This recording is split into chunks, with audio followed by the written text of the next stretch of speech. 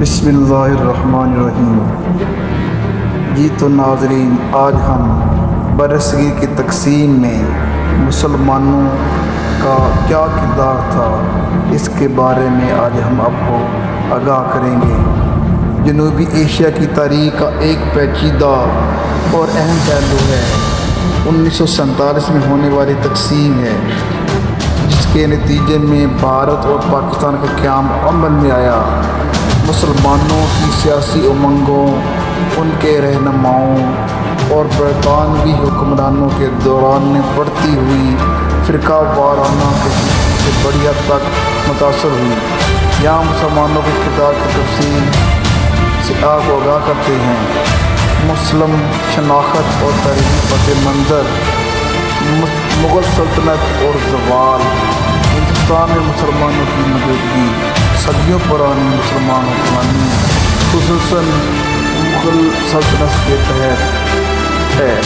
18ویں صدی میں مغلیہ اقتدار کے زوال کے بعد مسلمان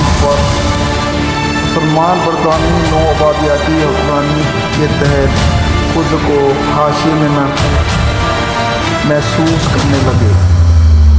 برطانوی راج کے دوران مسلمان اکثریت تقریباً 25% تھے، اور انہیں خاص طور پر بنگال اور پنجاب جیسے اہم علاقوں میں ہندوؤں کے مقابلے میں سیاسی اور معاشی طور پر کمزور محسوس ہوتا تھا۔ یہ احساس محرومی ایک علیحدہ سیاسی وجود کے مطابق وجہ بنا۔ مسلم لیگ کا کردار۔ مسلم لیگ کا قیام 1906 آل انڈیا مسلم لیگ مسلمانوں کے مفاد کے تحت کے لیے بنائی گئی تھی۔ ابتدائی طور پر لیگ کا مقصد ایک متحد ہندوستان کے اندر مسلمانوں کی سیاسی حقوق کو محفوظ بنانا تھا، لیکن جیسے جیسے فرقہ وارانہ کشیدگی بڑھتی گئی، لیگ کا زور علیحدہ ریاست کے قیام پر منتقل ہو گیا۔ علیحدہ حلقوں کا مطالبہ۔ 1909 لیگ نے مورلے منٹو اصلاحات میں کامیابی سے مسلمانوں کے لیے علیحدہ انتخابی حلقوں کا مطالبہ کیا، جس سے مسلمان اپنے نمائندے الگ سے منتخب کر سکتے تھے۔ اس سے فرقہ وارانہ سیاست کو باقاعدہ شکل ملی۔ محمد علی جناح کا کردار۔ محمد علی جناح، جنہیں اکثر بانی پاکستان کہا جاتا ہے، مسلم لیگ کی قیادت میں ایک مرکزی کردار ادا کیا۔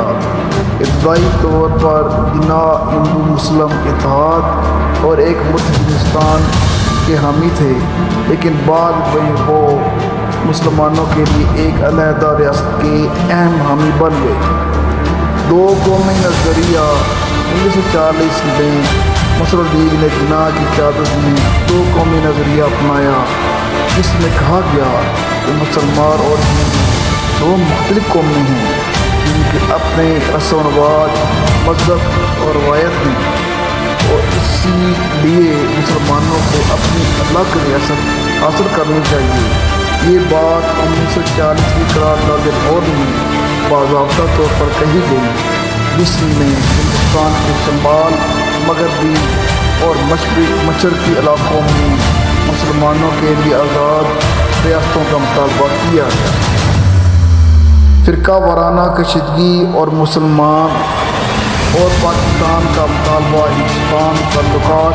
برطانوی حکومت کی تقسیم کرو اور حکومت کرو کی پالیسیوں، معاشی عدم مساوات اور مذہبی اختلاف میں ہندوؤں اور مسلمانوں کے درمیان کشیدگی کو ہوا دی۔ 1920 اور 1930 کی دہائیوں میں فرقہ وارانہ فسادات زیادہ عام ہو گئے، جس سے مسلم لیگ کا یہ دعویٰ مضبوط ہوا مسلمانوں کو اپنے حقوق کے تحفظ کے لیے ایک الگ وطن کی ضرورت ہے۔ کانگریس، مسلم لیگ، اختلافات۔ انڈین نیشنل کانگریس، جو ہندوؤں کی اکثریت پر مشتمل تھی، اور مسلم لیگ کے درمیان ہندوستان کے نظم و نسق کے طریقہ کار پر اختلافات بڑھتے گئے۔ کانگریس کہ ایک متحد سیکولر ہندوستان کی پالیسی مسلم لیگ کے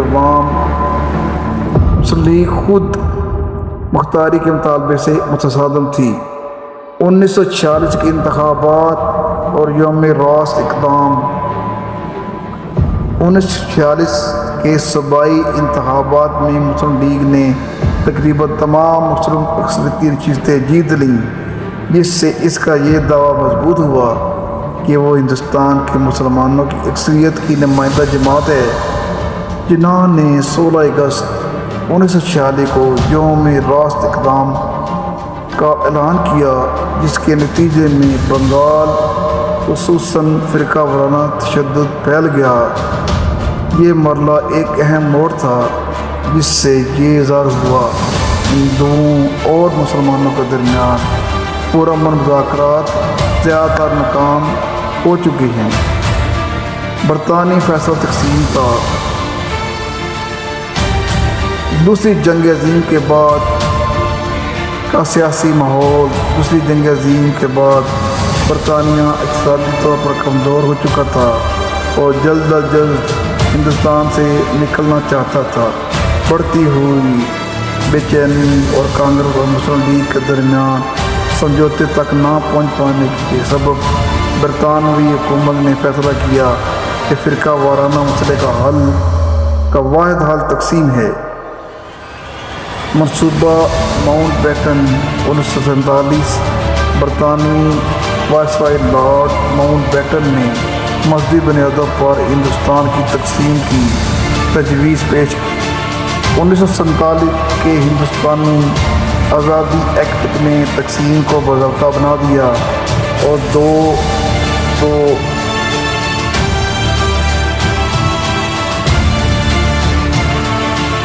دو ڈومینے بھارت اور پاکستان کا قیام ہوا۔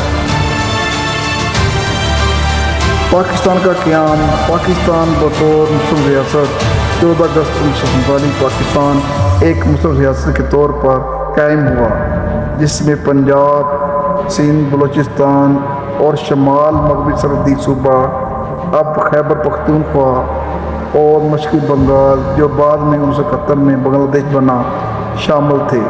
پاکستان کا نظریاتی مقصد مسلمانوں کے حقوق کا تحفظ تھا، لیکن اس کے ساتھ ساتھ یہ برصغیر مسلمانوں کی ثقافتی اور سیاسی شناخت کا بھی اہم حصہ بن گیا۔ ہجرت اور تشدد تقسیم کے نتیجے میں تاریخ کی سب سے بڑی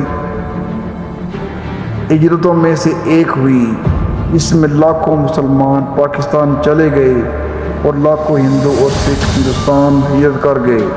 اس سنبھل کے دوران بڑے پیمانے پر فرقہ وارانہ تشدد ہوا، جس میں لاکھوں افراد ہلاک ہو گئے۔ پاکستان کی تشکیل اور چیلنجز پاکستان ایک علیحدہ مسلم ریاست کے طور پر قائم ہوا، لیکن شروع ہی سے اسے بے پناہ تنازعوں کے بحران، بھارت کے ساتھ سرحدی تنازعات، خصوصاً کشمیر پر، اور سیاسی عدم استحکام جیسے چیلنج کا سامنا کرنا پڑا۔ جناح کا ویژن ایک جمہوری سیکولر مسلم ریاست کا تھا، لیکن وقت کے ساتھ پاکستانی سیاست میں اسلامی شناخت اور سیکولرزم کے درمیان سوال ایک متنازع مسئلہ بن گیا۔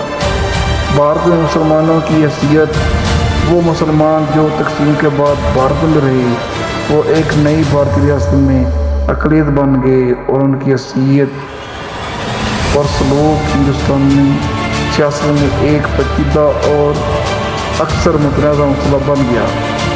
نتیجہ برصغیر کی تقسیم طویل عرصے سے چلی آنے والی مذہبی کشیدگیوں اور سیاسی چالوں کا نتیجہ تھی۔ مسلمان رہنماؤں، خصوصاً محمد علی جناح مسلم لیگ نے مسلمانوں کے لیے ایک علیحدہ وطن کا قیام کے لیے مرکزی ادا کیا، ایک یقین کی بنیاد پر کہ ان کے سیاسی، ثقافتی اور مذہبی حقوق کو ایک ہندوستان اکثریتی ہندوستان میں محفوظ نہیں رکھا جا سکتا تھا، تاہم تقسیم کے زبردست مسائل کو بھی جنم دیا اور جنوبی ایشیا میں تقسیم، تنازع اور حل طلب مسائل کی ایک طویل میراث چھوڑ دی۔ یہ وہ تقریر ہے جسے 1977 تک ریڈیو پاکستان سے نشر کیا جاتا رہا، مگر بعد میں اس تقریر کا ریکارڈ ہی غائب کر دیا گیا۔ اس تقریر میں قائد اعظم نے مستقبل کی ریاست کے بارے میں اپنے تصورات کو نہایت واضح طور پر بیان کیا تھا۔ آپ سب آزاد ہیں اپنے مندروں میں جانے کے لیے، آپ سب آزاد ہیں اپنی مسجدوں میں جانے کے لیے اور کسی بھی اور عبادت گاہ میں جانے کے لیے۔ اس مملکت پاکستان میں آپ کا تعلق کسی بھی مذہب، ذات یا عقیدے سے ہو، مملکت کا اس سے کوئی سروکار نہیں۔ اقلیتوں کے اور غیر مسلموں کے سیاسی اور شہری حقوق کے بارے میں قائد اعظم کے خیالات کی عکاسی ان کی تقریر کے اس حصے سے ہوتی ہے جس میں وہ پاکستان کے ہر شہری کے حقوق اور فرائض میں کسی تقسیم کی نفی کرتے ہیں۔ آپ دیکھیں گے کہ وقت گزرنے کے ساتھ ساتھ ہندو نہیں رہیں گے اور مسلمان نہیں رہیں گے، مذہبی معنوں میں نہیں، کیونکہ یہ ہر فرد کا ذاتی عقیدہ ہے، بلکہ سیاسی معنوں میں وہ ایک ہی ریاست کے برابر کے شہری ہوں گے۔ المیہ یہ ہے کہ ہم نے قائد کے تصورات کے مطابق پاکستان کی تعمیر کے بجائے ان کے خیالات کو چھپانا شروع کر دیا ہے، جس کا نتیجہ آج ایک ایسی ریاست کی صورت میں ہمارے سامنے ہے جہاں عدم برداشت اس کی پہچان ہے۔